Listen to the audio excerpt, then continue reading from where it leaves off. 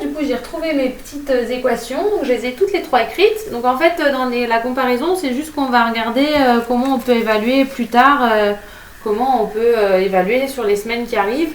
Je ne sais plus ce que c'était d'ailleurs au départ. Le nombre d'adhérents au niveau des années, pardon. Je croyais que c'était des semaines, c'est des années. Donc dans 7 ans, c'est-à-dire en 2007, combien je vais avoir d'adhérents. Donc on a 3 méthodes. Donc en fait, à chaque méthode, on va remplacer le x par 7 et on va calculer 28,33 fois 7 plus 35,01. Puis après, vous faites des phrases, hein, vous n'oubliez pas. Donc du coup, 28... Ah, m'énerve cette calculette. Pourquoi il n'y a plus de pile 28,33 fois 7 plus 35,01. Donc je vais arriver vers 233,32 à peu près. Hein, on va mettre à peu près. Je fais pareil pour l'ajustement affine. Donc je remplace le x par 7 et je calcule. Donc 29 fois 7 plus 32,67, ça fait 235,67. Ensuite, je fais l'ajustement exponentiel. Donc je remplace toujours le x par 7.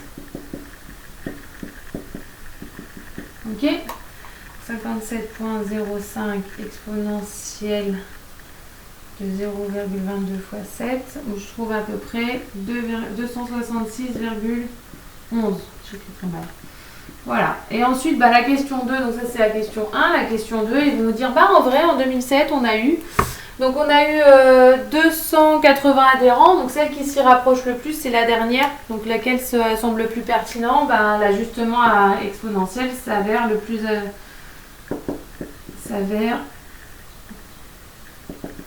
le plus pertinent. Alors il est quand même en dessous, mais il est quand même moins en dessous que les deux autres.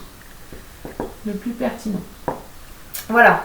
Ensuite, vous avez, donc ça c'est nouveau pour tout le monde, le coefficient de corrélation linéaire, mais je pense que vous en avez déjà parlé dans d'autres matières que la mienne, donc je pense que vous connaissez. Donc ce coefficient sert à mesurer la qualité d'un ajustement affine.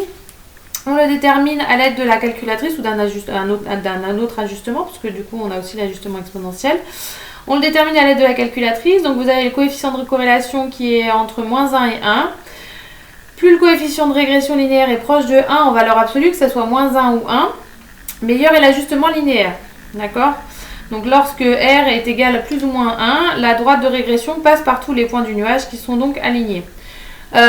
Si c'est positif, ça veut dire que plus la première augmente, la deuxième augmente dans le même sens. Et s'il est négatif, ça veut dire que la première variable augmente et la deuxième diminue. Voilà, ça c'est le problème du négatif-positif. Et pour déterminer le coefficient de corrélation linéaire, alors vous faites comme avec la droite, vous allez le trouver sur la droite de régression en fait.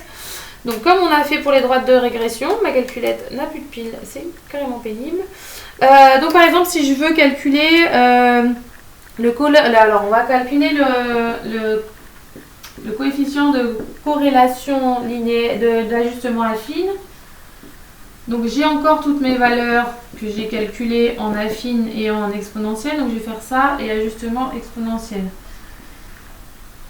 Donc c'est... Donc, je vous rappelle. Pour les affines, donc j'ai toutes mes valeurs, encore liste 1, liste 2, liste 3. Donc affine, c'est juste liste 1, liste 2. Donc je vais faire calque, 7, je vais remettre liste 1, liste 2. Et, d'ailleurs, attendez. Je crois que j'ai fait une erreur. Non. Attendez, je regarde juste un truc. Non, c'est bon. J'ai eu peur, je croyais que je m'étais trompée pour l'exponentielle. Donc je vais dans liste 1, liste 2, je reprends. Donc je rentre mes calculs comme ça, comme quand j'ai fait la fonction l'ajustement affine. Je vais dans règles, je calcule ma droite de régression et en fait votre corrélation là, elle est là. C'est le petit R que vous avez là. Donc du coup votre R1, ça va être 0, on va l'arrondir à 10-3. Il ne nous demande pas? Non. 807. On va mettre ça.